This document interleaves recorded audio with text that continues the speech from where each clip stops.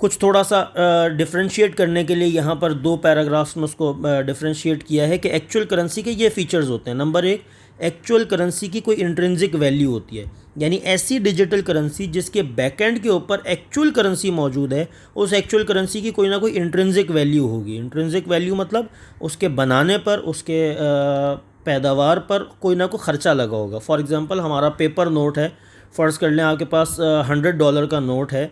अब $100 के नोट के ऊपर आपका कागज़ लगा है, धागा लगा है, डाई लगी है, इंक लगी है, कलर यूज़ हुआ है, तो ये सारी चीज़ें जो यूज़ हुई हैं, हो सकता है उसकी कॉस्ट हमें शायद $5 आई हो, कोई ना कोई कॉस्ट ज़रूर आई होगी। तो हर करेंसी की एक इंट्रिंसिक वैल्यू होती है, एक फेस वैल्यू होती है। इंट्रिंसिक वैल्यू जो उस पर लागत आई है, और फेस वैल्यू जो उसके ऊपर छपी हुई है, जिसकी गवर्नमेंट ने गारंटी ली है।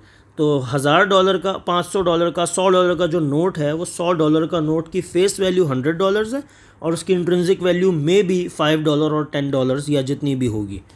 फिर एक्चुअल करेंसी का दूसरा फीचर है, उसके अंदर कोई रेगुलेटरी बॉडी होती है, कोई ना कोई बीच में सेंट्रल अथॉरिटी होगी जो उसको रेगुलेट कर रही होगी, जो उसे सर्कुलेट कर रही होगी।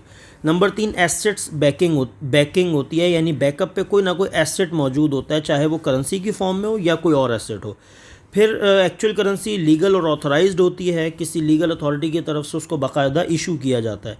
यह सिक्योर होती है, लो वॉलेटाइल, इसकी प्राइस में बहुत ज़्यादा तब्दीली नहीं आती, और ये स्टोर ऑफ वैल्यू होती है, किसी भी चीज़ की वैल्यू को स्टोर कर सकती है, यानी ये बता सकती है कि ये चीज़ इतने वैल्यू की है, ये इतने वैल्यू की है। जबकि वर्चुअल करेंसी में क्या होता है, इसकी कोई इंट्रिंसिक वैल्यू नहीं होती, इसके बनाने पर कोई कॉस्ट नहीं आती, ज़ीरो कॉस्ट होती है, डिसेंट्रलाइज्ड होती है, इसको कोई सेंट्रल अथॉरिटी कंट्रोल नहीं कर रही होती, फ्री फ्रॉम अंडरलाइंग एसेट्स, इसके पीछे कोई एसेट्स नहीं होते, ये अनऑथराइज्ड होती है, कोई ऑथराइजेशन अथॉरिटीज़ की नहीं होती। इसीलिए आपने देखा कि बाज़ मरतबा हम गेम्स के अंदर हैकिंग करके या उसको क्रैक करके हम उसमें करेंसी अपनी मल्टीप्लाई कर लेते हैं और कई गुना बढ़ा लेते हैं, लेकिन उसका फ़ायदा ही कोई नहीं है, और वो कोई ऐसा इलीगल काम भी नहीं है। आप बढ़ा लें जितनी मर्ज़ी आपने बढ़ानी है करेंसी, आप रियल वर्ल्ड में उसको रिडीम ही नहीं कर सकते, तो जितनी मर्ज़ी हो उसके अंदर लिखी हुई।